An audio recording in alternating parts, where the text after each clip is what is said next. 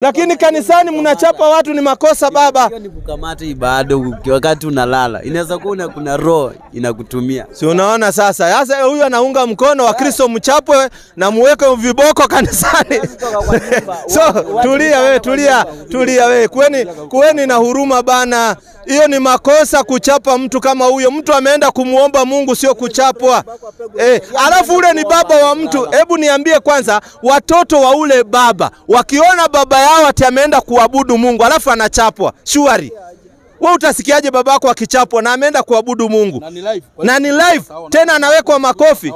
Hapana. Unafaa ujue labda mtu anaweza gonjeka wakati wowote, mtu anaweza kuwa kuna matatizo fulani, so inafaa unamchukua, unamuuliza shida ni gani, mbona unalala kwa msikiti au kwa kanisa, ndio akueleze labda mimi ni mgonjwa. Kama ni mgonjwa mnampeleka kwa kliniki, hapo anaangaliwa. Sasa wewe mtu labda mgonjwa alafu mwekelee makofi akufe, ama labda mtu ni njaa ako nayo.